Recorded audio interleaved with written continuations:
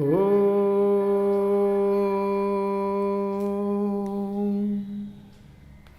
ಶ್ರೀ ಗುರು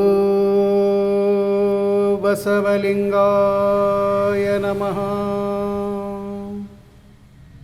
ಈ ದಿನ ಜೇಡರ ದಾಸಿಮಯ್ಯನವರ ಒಂದು ವಚನವನ್ನು ನಾವು ನೋಡೋಣ.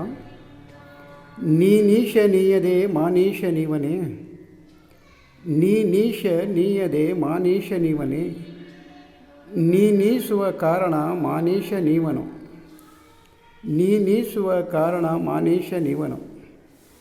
ಆ ಮಾನೀಶನ ಹೃದಯದೊಳಗೆ ಹೊಕ್ಕು, ಆ ಮಾನೀಶನ ಹೃದಯದೊಳಗೆ ಹೊಕ್ಕು, ನೀನೀಸುವೆ ಕಾರಣದಿಂದ, ನೀನೀಸುವೆ ಕಾರಣದಿಂದ ನಿನ್ನೆ ಶರಣೆಂಬೆನೆಯ, ನಿನ್ನೆ ಶರಣೆಂಬೆನೆಯ, ನೀನೀಸುವೆ ಕಾಣ ರಾಮನಾಥ, ನೀನೀಸುವೆ ಕಾಣ ರಾಮನಾಥ.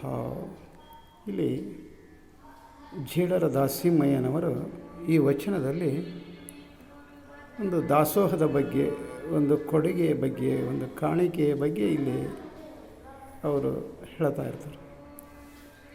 ಇಲ್ಲಿ ಸಾಮಾನ್ಯವಾಗಿ ನಾವು ಏನಾದರೂ ಯಾರಿಗಾದರೂ ಕೊಡಬೇಕಾಗಿತ್ತು ಅಂದಾಗ, ಏನನ್ನಾದರೂ ದಾಸೋಹ ಮಾಡಬೇಕಾಗಿತ್ತು, ಕಾಣಿಕೆ ಕೊಡಬೇಕಾಗಿತ್ತು, ಮತ್ತೊಂದೇನಾದರೂ ಮಾಡಬೇಕಾಗಿತ್ತು ಅಂದಾಗ ಅಲ್ಲಿ ನಾನಾಗೆ ಮಾಡೋದಿಲ್ಲ. ಅಲ್ಲಿ ಈ ಜನರು ತಾವಾಗೆ ಎಂದೂ ಮಾಡೋದಿಲ್ಲ, ಯಾಕಂದರೆ ಅವರಿಗೆ ಮಾಡೋದಕ್ಕೆ ಹಚ್ಚೋದಿಲ್ಲ. ಆದರೆ ಅಲ್ಲಿ ಅದನ್ನು ಮಾಡುವಂತಹ ಒಂದು ದಾನ ಧರ್ಮವನ್ನು ಮಾಡುವಂತಹ ಒಂದು ಮನಸ್ಸನ್ನು ಕೊಡುವವನು ಯಾರು ಅಂದರೆ ಆ ಸೃಷ್ಟಿಕರ್ತ ಪರಮಾತ್ಮ ಅನ್ನೋದನ್ನು ಇಲ್ಲಿ ಅವರು ಹೇಳ್ತಾ ಇದ್ದಾರೆ.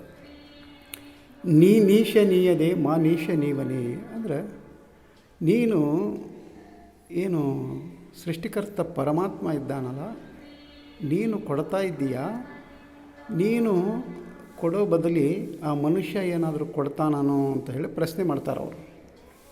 ಹಾಗೆ ಮುಂದೆ ಏನು ಹೇಳ್ತಾರೆ ಅವರು ಅಂದರೆ, ನೀನೀಶುವ ಕಾರಣ ಮಾನೀಶ ನೀವನು ಅಂದರೆ ಅಲ್ಲಿ ದೇವರು ನಮಗೆ ಒಂದು ಮನಸ್ಸನ್ನು ಕೊಟ್ಟು ಆ ಮನಸ್ಸಿನಿಂದ ಕೊಡುವ ಹಾಗೆ ಒಂದು ಪ್ರೇರಣೆಯನ್ನು ಕೊಡೋನು ಯಾರು ಅಂದರೆ ಆ ಸೃಷ್ಟಿಕರ್ತ ಪರಮಾತ್ಮ. ಆತನ ಅನುಗ್ರಹದಿಂದ ನಾವೇನು ಮಾಡ್ತೇವೆ, ನಮ್ಮಲ್ಲಿರುವಂಥದ್ದನ್ನು ಮತ್ತೊಬ್ಬರಿಗೆ ಅಲ್ಲಿ ದಾಸೋಹ ಮಾಡೋಕ್ಕೆ ಕೊಡೋದಕ್ಕೆ ನಾವು ಒಂದು ಪ್ರೇರಣಾ ಶಕ್ತಿಯನ್ನು ನಾವು ಪಡಿತಾ ಇದ್ದೇವೆ.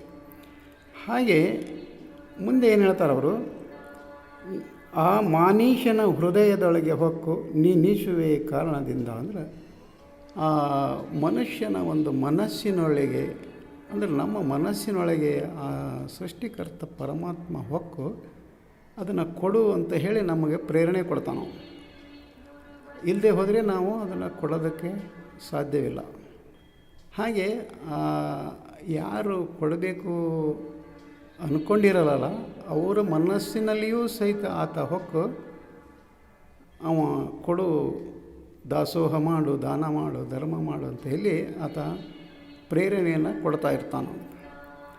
ಅದಕ್ಕೆ ಮುಂದೆ ಏನು ಹೇಳ್ತಾರೆ, ನೀನೀಸುವೆ ಕಾರಣದಿಂದ ನಿನ್ನೆ ಶರಣೆಂಬೆನೆಯ ಅಂದರೆ ನೀನು ನಮ್ಮೊಳಗೆ ಹೊಕ್ಕು, ನಮ್ಮ ಮನಸ್ಸಿನೊಳಗೆ ಹೊಕ್ಕು, ನೀನು ತಮ್ಮಲ್ಲಿರುವುದನ್ನು ಈ ಜಗತ್ತಿಗೆ, ಪ್ರಪಂಚಕ್ಕೆ, ಈ ಸಮಾಜಕ್ಕೆ ಒಂದು ಕೊಡುಗೆಯನ್ನು ಕೊಡೋದಕ್ಕೆ ನೀ ಕಾರಣವಾಗಿದ್ದರಿಂದ ನಿನಗೆ ನಾನು ಶರಣಂತೀನಿ ಅಂತ ಹೇಳ್ತಾರೆ ಅವರು.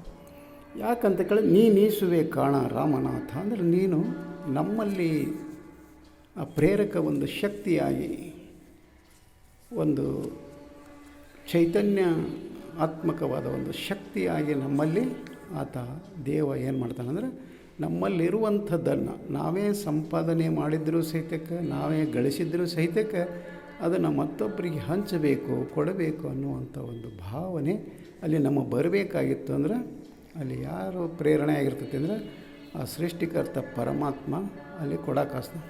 ಆದರೆ ಕೆಲವು ಮಂದಿ ಕೊಡೋದಿಲ್ಲಲ್ಲ ಅಂದರೆ ಅಲ್ಲಿ ಆ ಸೃಷ್ಟಿಕರ್ತ ಪರಮಾತ್ಮನ ಒಂದು ಪ್ರವೇಶ ಅವರಲ್ಲಿ ಆಗಿಲ್ಲ ಅಂತ, ಅವರಿಗೆ ಕೊಡುವಂಥ ಮನಸ್ಸನ್ನು ದೇವ ಕೊಟ್ಟಿಲ್ಲ.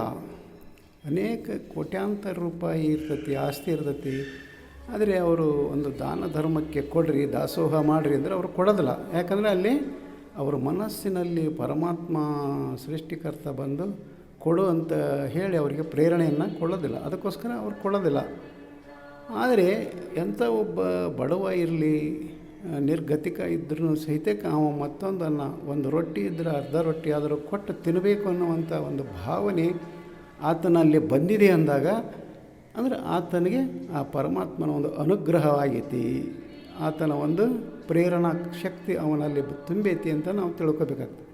ಅದಕ್ಕೋಸ್ಕರ ಇಲ್ಲಿ ನಾವು ಕೊಟ್ವಿ, ನಾವು ಮಾಡಿದ್ವಿ, ನಾವು ನೀಡಿದ್ವಿ ಅನ್ನೋದು ಮುಖ್ಯವಲ್ಲ. ಆದರೆ ಆ ದೇವ ನಮ್ಮಲ್ಲಿ ಸೇರಿಕೊಂಡು ಅದನ್ನು ಕೊಡೋದಕ್ಕೆ ನಮಗೆ ಹಸ್ತ ನಾವು ಕೊಟ್ಟು ದಾಸೋಹ ಮುಖಾಂತರ, ಅಲ್ಲಿ ಕಾಯಕದ ಮುಖಾಂತರ ಧನವನ್ನು ಗಳಿಸು, ದಾಸೋಹದ ಮುಖಾಂತರ ಧನವನ್ನು ಸವಿಸು ಅನ್ನುವಂಥದ್ದನ್ನು ಅಲ್ಲಿ ನಮಗೆ ಪ್ರೇರಕ ಒಂದು ಶಕ್ತಿಯಾಗಿ ಆ ಸೃಷ್ಟಿಕರ್ತ ಪರಮಾತ್ಮ ನಮಗೆ ಕೊಡ್ತಾ ಇದ್ದಾನೆ. ಅದಕ್ಕೋಸ್ಕರ ನಾವೇನಾದರೂ ಕೊಟ್ಟರು ಸಹಿತಕ್ಕೆ ಆತನ ಒಂದು ಕರುಣೆ ಅಂತ ತಿಳ್ಕೋಬೇಕು ಹೊರತು ಬೇರೆ ಏನೂ ಅಲ್ಲ. ಅದಕ್ಕೋಸ್ಕರ ನಾವು ಕೊಡಬೇಕು ಅನ್ನುವಂಥ ಭಾವನೆ ನಮಗೆ ಬರಬೇಕಾಗಿತ್ತು ಅಂದರೆ ನಾವು ಮತ್ತೆ ಅಲ್ಲಿ ಏನು ಮಾಡಬೇಕು, ವಚನಗಳನ್ನು ಓದಬೇಕು, ವಚನಗಳನ್ನು ಓದಿ ಪಚನ ಮಾಡಿಕೊಳ್ಳಬೇಕು. ಆವಾಗ ಮಾತ್ರ ಅಂತಹ ಒಂದು ಜ್ಞಾನ ನಮಗೆ ಬರ್ತೈತೆ ಅಂತ ಹೇಳುತ್ತಾ ಈ ವಚನಕ್ಕೆ ವಿರಾಮ ಕೊಡ್ತಾ ಇದ್ದೇನೆ. ಶರಣು ಶರಣಾರ್ಥಿ.